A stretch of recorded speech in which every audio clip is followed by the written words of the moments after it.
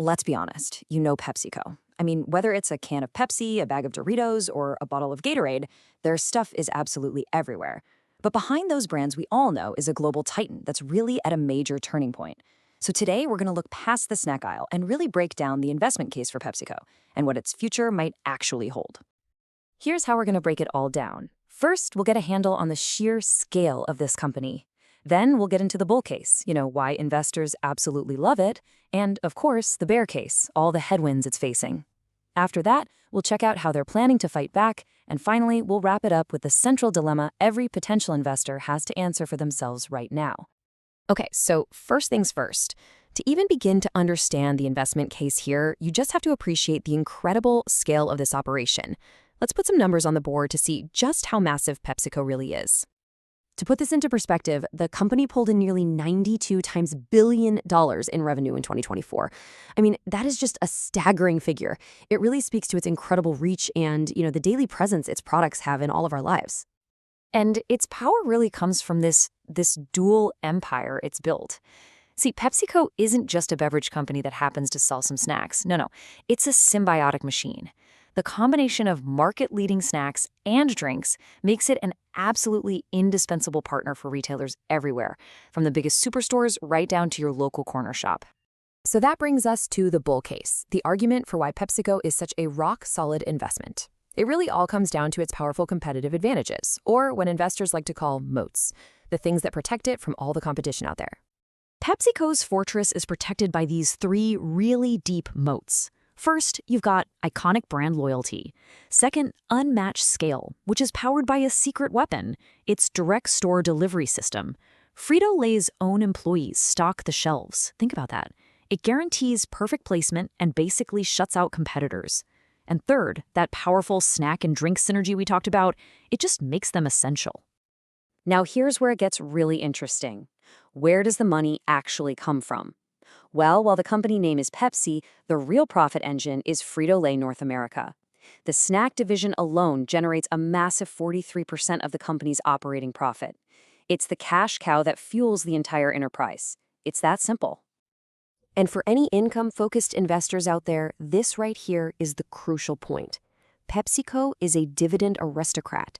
That's a super rare club of companies that has not just paid, but has increased its dividend for over 50 years in a row. It's just a testament to the stability and the sheer cash-generating power of this business. But it's not all smooth sailing, not by a long shot. So now let's flip the coin and look at the bear case, because this giant is facing some very, very real pressures that could seriously threaten its future growth. The thing is, these headwinds are coming from all sides. You've got consumers who are actively turning away from sugary drinks and salty snacks. You've got governments threatening new taxes.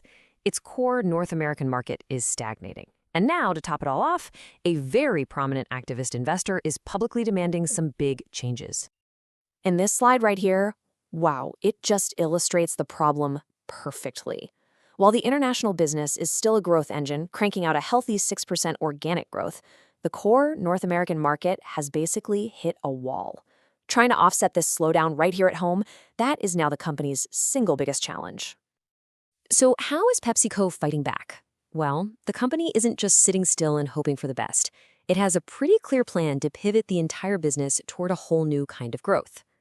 At the heart of its strategy is this framework they call Pep+. So what does that mean? Well, the goal is to become faster by getting closer to what consumers want, stronger by using tech to get way more efficient, and better by building sustainability right into the business model to reduce those long-term risks. And this framework isn't just corporate speak on a PowerPoint slide. You can see it in their actions. They are literally buying their way into new growth. I mean, just look at these recent moves, acquiring Siete Foods for grain-free snacks, Poppi to get in on the prebiotic soda craze, and strengthening their partnership with the energy drink maker Celsius. This is a crystal clear strategic shift toward healthier, faster-growing categories. So all of this brings us to the investor's dilemma. On one hand, you have a powerful, profitable fortress. On the other, a legacy giant facing some really serious headwinds. So how does the market value this whole situation? Well, if we look at a key valuation metric, EV to EBITDA, you can see that PepsiCo trades at a pretty significant discount to its main rivals, Coca-Cola and Mondelez. In fact, its valuation multiple is sitting at a 5-year low, which kind of suggests that a lot of the market's worries about slowing growth, well, they might already be priced into the stock. And here's the payoff for that lower valuation. PepsiCo is offering a dividend yield of around 4%. That's a full percentage point higher than its peers. So for investors who are looking for income, this makes the stock look particularly attractive right now. Essentially, you're getting paid more to wait and see if their big strategic pivot actually works. So here's the bottom line. PepsiCo's entire future really depends on its ability to solve this strategic trilemma. It has to defend the massive profits from its legacy brands like Pepsi and Lay's, while at the same time successfully pivoting to these new, healthier growth categories and expanding internationally to make up for the slowdown at home. It's a huge juggling act. Ultimately, it all comes down to this one question. Do you see a stable fortress with unbeatable brands just throwing off reliable income for investors? Or do you see a legacy giant trying to turn a massive ship in the face of some seriously choppy consumer tides? The answer to that question, well, that's the key to the entire investment case for PepsiCo today.